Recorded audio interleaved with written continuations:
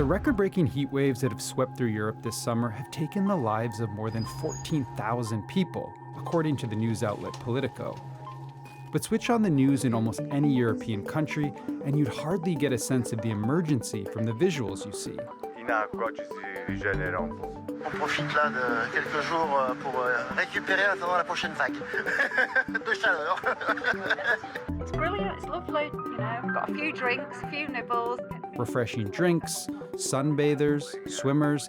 The pictures do not convey the severity of the moment Europe finds itself in.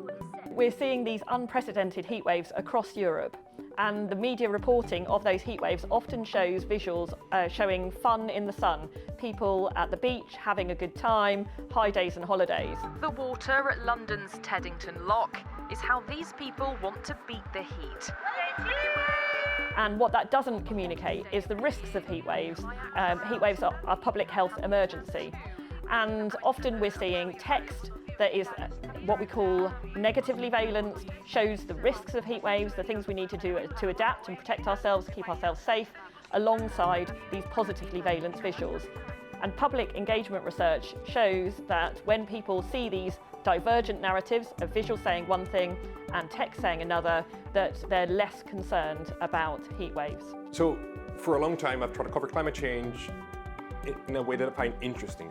And it's been really hard, even as someone who knows that you try to find new angles and new stories, because when you sit down and you write a piece or you produce a package, you then try to find images for that. And even if you have the vast archive like AFP or Getty or AP photo archives, it's really hard to just figure out which are the best images that will work for a heat story.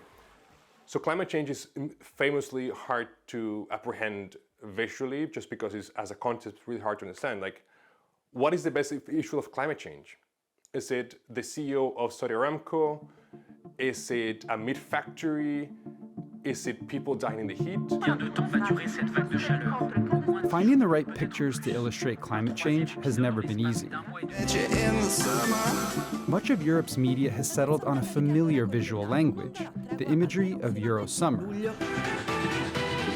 Beaches, cafe terraces, and city fountains, the same pictures that flood social media every northern summer. Europe itself has changed. The Mediterranean region is warming around 20% faster than the global average, while Europe has become the world's fastest warming continent. But coverage of extreme heat still looks very different elsewhere in the world. Urban and rural poor communities are also disproportionately affected because of poor housing conditions and limited access to cooling. For decades, the impact of the climate's breakdown was framed as a crisis happening elsewhere, with Europe seen as largely insulated from its worst effects. Now, heat waves are a reality Europe has to confront too, and the media's telling of the story has failed to catch up. When we look at heatwave visual coverage across North America, Europe, even Australia, it might seem that those fun in the sun visuals are, inevitable.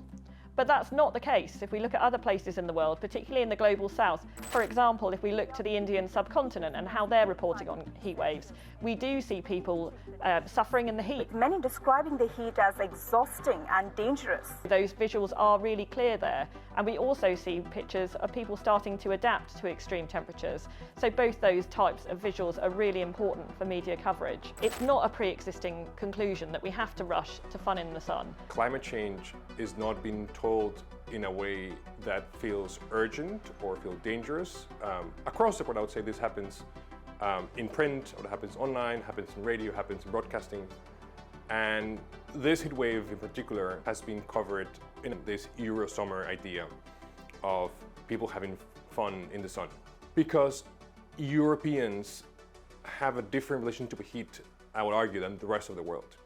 You don't see fun in the sun as a trending issue in visuals when you cover climate change in South Asia or in Brazil in the same way. In the past, climate change was always seen either as a future problem or a problem that didn't affect people in temperate places like Europe. It was more, something that was happening in tropical countries in sub-Saharan Africa or Asia and would happen in the future. We know it's here now, but I think the media in general still does have some catching up to do in terms of recognising it as a problem right here, right now, something directly connected to fossil fuels and something that needs urgent action to solve. That urgency is often missing altogether in the news coverage. Chaleur exceptionnelle. Non, c'est pas une chaleur exceptionnelle. As France baked under record temperatures, one of the country's highest-rated news channels, billionaire-owned CNews, waved the heat away as nothing unusual. A day later, a presenter on rival broadcaster RMC, also owned by a billionaire, had his own take. Il fait chaud, basta. D'accord, eh ben écoutez, il y a Marina qui va vous répondre. Et tu mets un t-shirt. D'accord, bah oui, bah, alors de That's not just trivializing one hot week, it's obscuring the bigger climate story. In Britain, the watchdog Climate News Tracker, which analyzes how broadcasters connect environmental stories to climate science, found the country's major TV and radio networks routinely failed to make that connection. Britain's leading climate scientists have taken notice, writing directly to editors at the country's biggest broadcasters and to media regulators Ofcom and IPSO. Their message was blunt. Too many reports describe climate change impacts without ever naming its cause. So this statement was sent by some of the most senior climate scientists in the UK, people who've been working on this for decades, and it's a symbol of their frustration.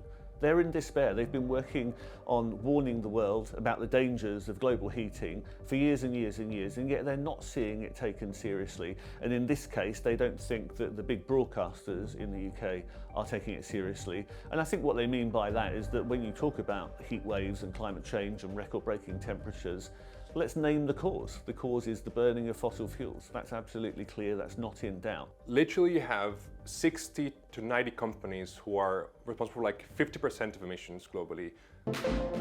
High Green produces what's called green hydrogen. But these companies have also for many, many decades sowed doubt and make it really hard for reporters to understand what's happening. If you didn't have the data in front of you, it would also be like a conspiracy theory. You wouldn't believe it that just they've gone to the extent they have to hide the climate science and to make people doubt about climate science. But there's a more hopeful story hiding in the data. A growing body of peer-reviewed research shows that the overwhelming majority of people around the world, somewhere between 80 and 89%, want their governments to take stronger climate action. That finding gave rise to the 89% Project, a global journalistic collaboration between The Guardian and AFP, built around that little-known statistic. Its aim is to encourage newsrooms to make climate reporting more than a seasonal beat, connecting extreme weather to the science behind it, and treating climate change as a story that shapes the news every day, not just on the hottest days of summer. News coverage of climate change does go in cyclical ways. It tends to focus on major climate summits and on extreme weather events like floods and fires, for example. And that's to be expected. There's a news hook and there's an obvious story to link to climate change. But climate change is a story beyond those things as well. It's a story about the people and the places, the things that we care about. And there are many of those stories in our everyday lives. And what we really need to see is the news media looking to cover those stories where climate change goes beyond being just an extreme weather event story. Newsrooms are busy places where you have competing attentions from all beats and all desks. The 89% Project is supporting newsrooms and supporting reporters or pitching to reporters to make it as easy as possible to cover climate change. What I'm seeing is that across the world, people really want to cover climate change. Reporters really understand this is a pressing issue. Editors want to commission stories about this. Just listen to reporters, listen to editors in the grassroots and what they want to do and how they want to cover this topic. Thanks for watching. Now leave a comment. Let us know what you made of this week's program. If you'd like to follow the show and stay updated, you can find links to our social media channels and our newsletter in the description below.